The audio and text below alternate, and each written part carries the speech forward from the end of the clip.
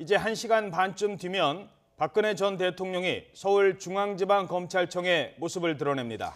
노태우, 전두환, 노무현 전 대통령에 이어 헌정사상 4번째로 전직 대통령이 검찰 조사를 받는 겁니다.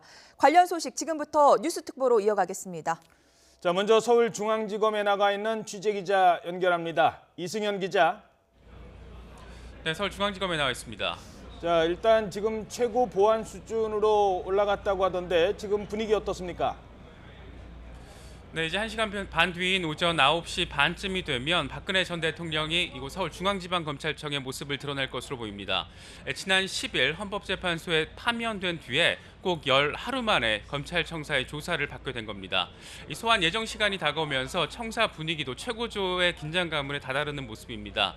취재진의 경우만 하더라도 이 사전에 등록을 해서 허가받지 않는 경우에는 이 청사 내부로의 진입 자체가 아예 통제가 되고 있습니다.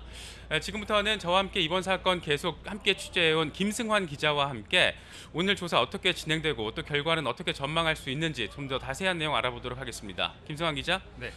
네, 오늘 지금 저희 뒤로 보더라도 취재진들 이미 지금 상당 부분이 지금 취재 준비를 하고 있는데 아무래도 여러 요인이 있겠습니다만 이 전직 대통령이 서울중앙지검에서 조사를 받는 첫 번째 사례이기 때문이다. 이 부분 또 주요하게 봐야겠죠?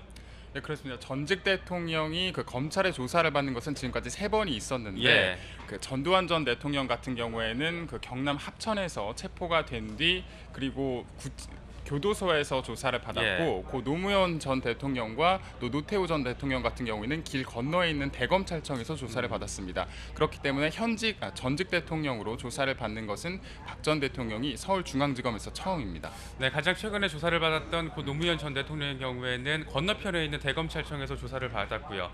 오늘 박근혜 전 대통령이 처음으로 중앙지검에서 조사를 받게 되는 겁니다. 특히나 오늘 관심사안 중에 하나가 박근혜 전 대통령이 청사에 들어가기 앞서서 이 포토라인에서 기자들의 질문을 지금 받기로 되어 있는데 이 자리에서 박 전 대통령이 또 어떤 입장을 표명하느냐 이 부분도 상당히 중요한 관심사로 봐야 되지 않겠습니까? 예, 그렇습니다. 박 전 대통령 측은 검찰 출두 즈음에 메시지를 내겠다 이렇게 말을 했습니다. 삼성동 자택 앞에서 할지 아니면 검찰 포토라인 앞에서 할지는 명확하진 않지만 아마 보안상의 문제를 고려했을 때 검찰 포토라인의 앞에서 하지 않겠느냐는 관측이 있습니다. 파면된 뒤 11일 만에 입장을 발표를 하는 건데요. 아마도 혐의를 부인하는 이전과 큰 틀에서 달라지지 않을 것이라고 그렇게 예상이 되고요. 그동안 뭐 대국민 담화라든지 아니면 기자회견 또 언론 인터뷰 모든 과정에서 이렇게 말을 해왔기 때문에 하루아침에 말을 바꾸기는 다소 어려울 것으로 보입니다. 네, 말씀하신 것처럼 지금까지 제기된 각종 의혹과 혐의에 대해서 이 박 전 대통령 측은 부인할 가능성이 상당히 높은 것으로 지금 전해지고 있습니다. 그렇다 보니까 검찰 쪽에서도 이 누구를 내세워서 조사를 할 것이냐, 그러니까 공세를 퍼부을 것이냐 이 부분도 상당한 관심사였는데 일단은 특수통 검사 지금까지 이 사건을 취재해왔던 이 특수통 부장검사 2명이 오늘 투입이 되는 거죠? 예, 그렇습니다. 대기업의 뇌물 의혹을 수사한 그 이원석 특수 1부장과 박 전 대통령의 수사를 전담했던 한웅재 형사 8부장이 번갈아가면서 박 전 대통령을 조사할 것으로 보입니다.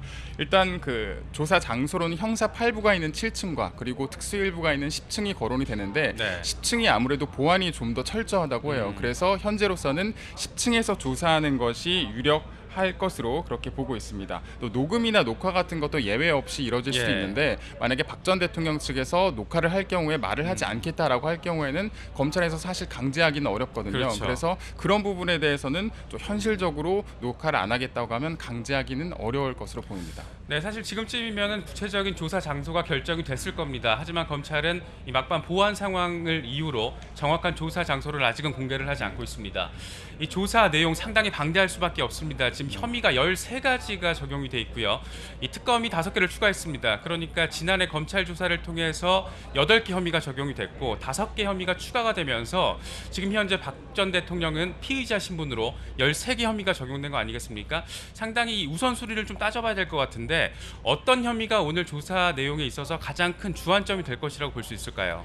네, 아마도 그 삼성그룹의 뇌물 의혹에 대한 수사가 좀 중점적으로 될 것으로 보입니다. 이 부분에 대해서 특검에서 검찰로 수사가 넘어갈 때도 논란이 됐던 예. 것이, 검찰 같은 경우에는 대기업들이 두 재단, 미래와 K스포츠 재단에 돈을 낸 것이 대통령의 강요로 의한 것으로 봤지만, 특검에서는 그 삼성 측에서 어떤 대가를 바라고 돈을 줬다 이렇게 봤기 때문에 뇌물 혐의로 현재 이재용 부회장이 구속된 상태거든요. 이에 대해서 검찰은 두 혐의가 별개 사건이 아니라고 판단해서 함께 조사를 하겠다는 입장입니다. 일단 그 조사를 통해서 사실관계를 확인한 다음에 뇌물죄냐 아니면 대통령이 직권을 이용한 직권 남용이냐의 문제는 그 나중에 확정을 하겠다는 겁니다. 그러니까 쉽게 말하면 특검이 적용한 것처럼 대기업이 출연 강요 의혹이 이 뇌물죄의 대상이냐, 아니면 기존에 검찰이 판단했던 것처럼 직권 남용을 통한 강요죄에 해당할 것이냐, 이 부분이 지금 가장 큰 화두가 될 수밖에 없고요.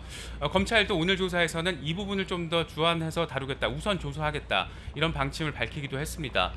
아무래도 지금 검찰이 상당히 강공을 퍼부을 것으로 예상이 되는 만큼 이 박 전 대통령 측이 어떻게 대응을 할지도 상당히 큰 관심사가 될 수밖에 없는데, 이 박 전 대통령의 전략은 어떻게 좀 전망을 해볼 수 있을까요?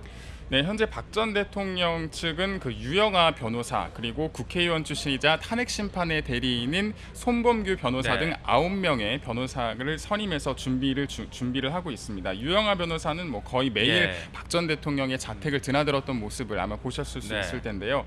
예상 답변을 뭐 이렇게 수백 개를 뽑아서 이렇게 리허설을 했다고 하기도 하고요. 또 애초에는 검찰의 간부급의 중량감 있는 변호사를 이렇게 선임하려고 했지만 좀 많이 고사를 해서 뒤에서 법리적인 그런 조언을 하는 것으로 보입니다.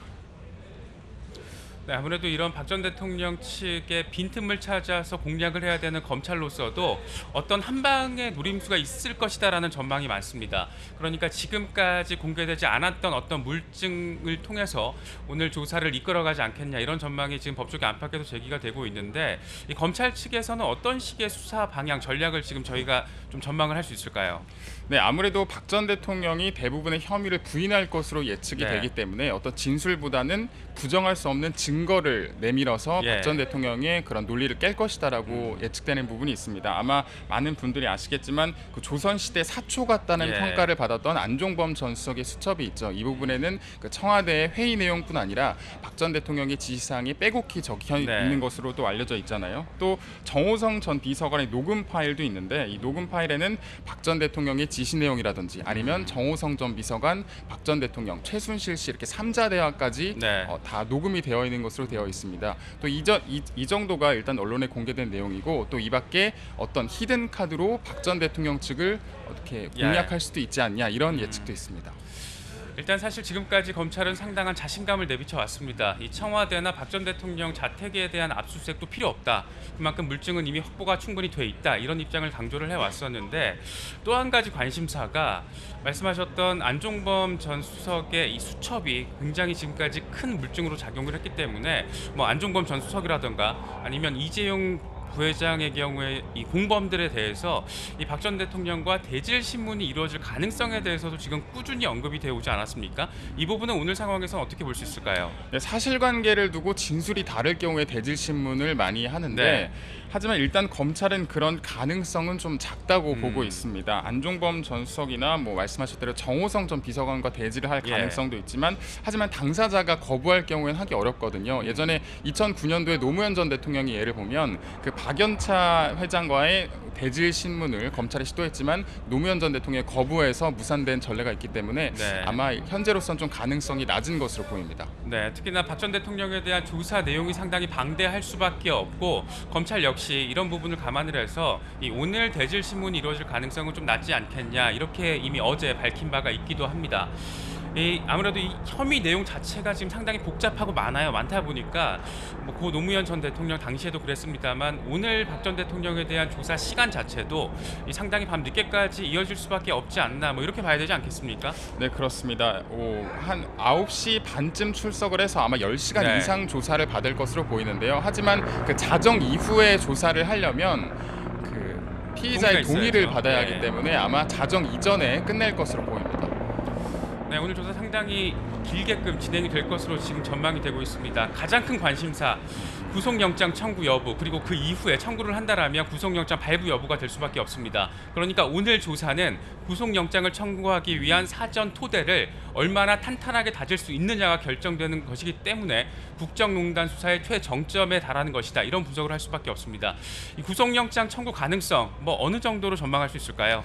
네, 일단 검찰은 원론적인 입장을 밝혔어요. 박 전 예. 대통령에 대해서 조사를 한 다음에 결정하겠다는 입장인데 수사팀 내부에서는 법과 원칙에 따라서 영장 청구해야 한다는 기류가 있습니다. 네. 하지만 이런 수사팀 내부 기류와 달리 또 정치적인 현안을 고려할 수밖에 없거든요. 또 대선 전국에 있기 때문에 예. 이런 정치적인 부분도 고려해서 결국에는 그 수사팀 내부의 기류 그리고 정치적인 고려를 해서 결국에는 김수남 검찰총장이 결단을 내릴 수밖에 없다 이렇게 볼 수밖에 없습니다. 네. 네, 검찰은 일단 오늘 조사 결과를 통해서 사실관계를 먼저 확인한 뒤에 법리를 적용해서 이 구속영장 청구 여부를 최종적으로 결정하겠다 이런 입장입니다. 아직까지 영장 청구 여부에 대해서는 밝혀진 것도 없고 확인된 것도 없습니다. 다만 수사팀 내부에서는 구속영장 이 공범의 경우에 모두 구속이 됐기 때문에 구속영장 청구 필요성에 대해서는 꾸준히 문제의식이 제기되고 있는 것으로 현재로서 전해지고 있습니다. 이 박 전 대통령의 검찰 소환 조사 이제 1시간 반도 채 남지 않았습니다. 이 검찰 청사 내부의 긴장감도 커지고 있습니다. 이 박 전 대통령 소환 소식은 다음 뉴스 시간에 다시 한번 전해드리도록 하겠습니다. 지금까지 서울중앙지검에서 전해드렸습니다.